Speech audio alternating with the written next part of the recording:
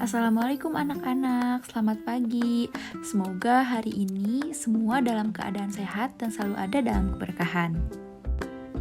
Nah, pada pertemuan kali ini kita akan membahas materi mengenai perdagangan internasional. Sebelumnya, kalian pernah mendengar gak sih istilah apa itu perdagangan internasional? Jadi, apa itu perdagangan internasional? Perdagangan internasional adalah perdagangan yang dilakukan oleh penduduk suatu negara dengan penduduk negara lain atas dasar kesepakatan bersama.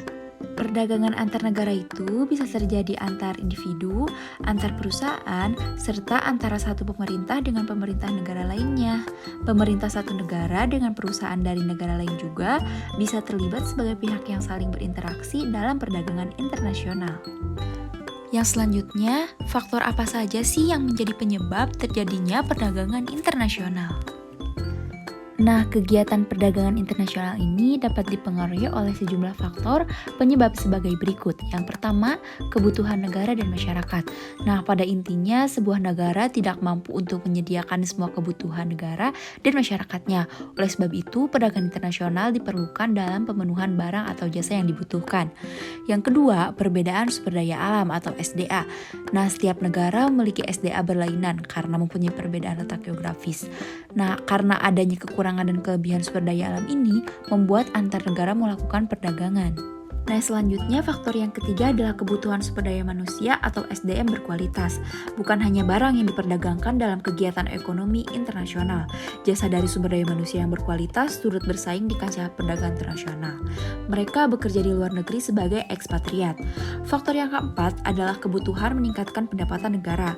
Pendapatan negara dapat ditingkatkan melalui perdagangan internasional. Setiap transaksi ekspor dan impor sebagai contoh mempunyai konsekuensi terhadap kewajiban pajak yang harus disetor kepada negara. Yang kelima, kebutuhan untuk perluasan target pasar. Nah, sebagai produsen melakukan ekspansi penjualan ke negara lain, penumpukan produksi barang di dalam negeri dapat dialihkan ke perluasan pasar di luar negeri untuk meningkatkan pendapatan. Dan faktor yang keenam, ini adalah faktor yang terakhir adalah kebutuhan terhadap dukungan luar negeri. Perdagangan internasional dapat dipakai sebagai salah satu cara memperluas kesempatan berpartisipasi di dunia global. Semakin banyak memiliki mitra dagang, maka dukungan dari negara-negara lain ke suatu negara menjadi lebih besar.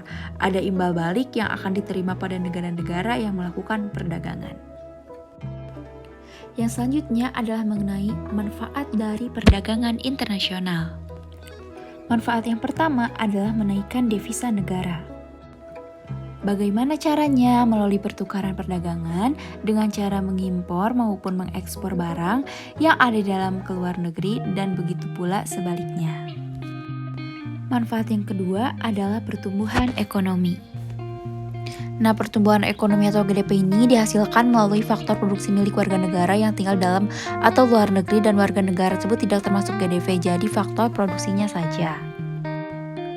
Dan yang ketiga adalah mempengaruhi stabilitas harga barang ekspor.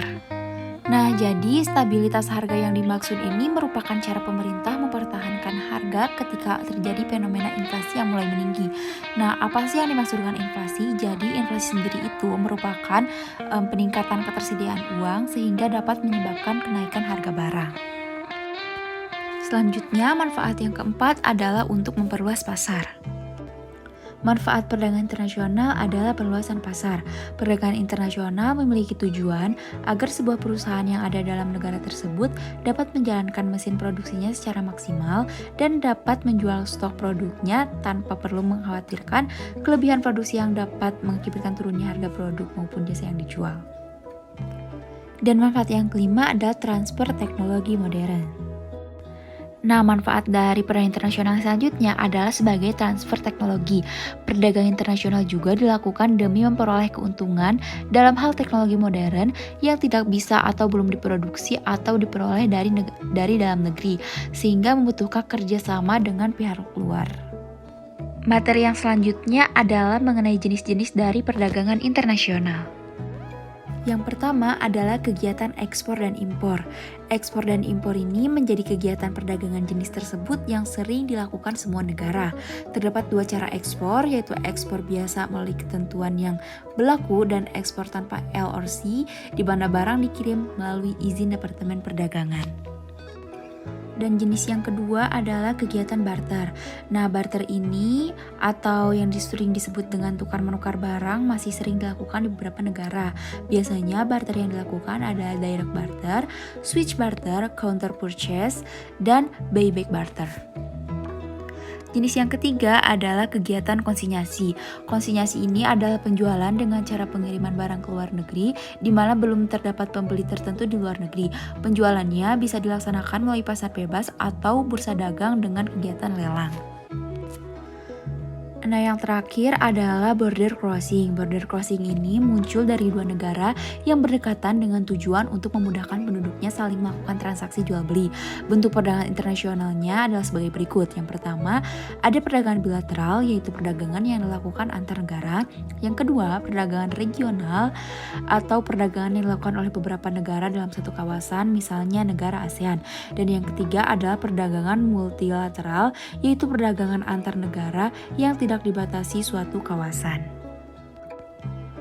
Nah, kalian tahu nggak sih, walaupun kerjasama perdagangan internasional itu mendatangkan banyak manfaat bagi negara yang terlibat, tetapi aktivitas ekonomi ini juga dapat membawa dampak negatif. Di antaranya adalah yang pertama, produk dalam negeri semakin menurun. Yang kedua, ketergantungan terhadap negara-negara maju. Yang ketiga, industri kecil kesulitan untuk bersaing. Dan yang keempat, persaingan tidak sehat. Nah, selanjutnya masuk ke dalam pematerian kita yang terakhir, yaitu mengenai teori yang mendasari adanya perdagangan internasional. Yang pertama disebut dengan teori keunggulan mutlak. Pada teori keunggulan mutlak ini dijelaskan bahwa perdagangan secara internasional akan memberikan keuntungan pada suatu negara dengan syarat negara yang melakukan produksi menetapkan harga lebih rendah dan dibandingkan dengan harga yang telah ditetapkan negara lain. Teori yang kedua disebut dengan teori keunggulan komparatif. Adanya teori keunggulan komparatif ini yaitu suatu negara tidak mempunyai keunggulan secara mutlak pada produksi barang. Pada suatu negara bisa melakukan perdagangan secara internasional, yaitu memilih barang yang paling efektif dan efisien untuk proses produksi. Jadi, anak-anak, kesimpulan untuk pematerian kita hari ini mengenai perdagangan internasional adalah perdagangan internasional menciptakan kesejahteraan serta keuntungan bagi banyak negara yang melakukannya. Perdagangan ini juga menciptakan siklus ekonomi serta perluasan jaringan ke seluruh negara dunia yang secara berkelanjutan, juga jalan untuk penyediaan lapangan pekerjaan dan juga mempererat kerjasama suatu negara. Demikian ulasan mengenai materi perdagangan internasional. Semoga kalian bisa mempelajari materi ini dengan lebih mendalam lagi. Semoga bermanfaat. Wassalamualaikum warahmatullahi wabarakatuh.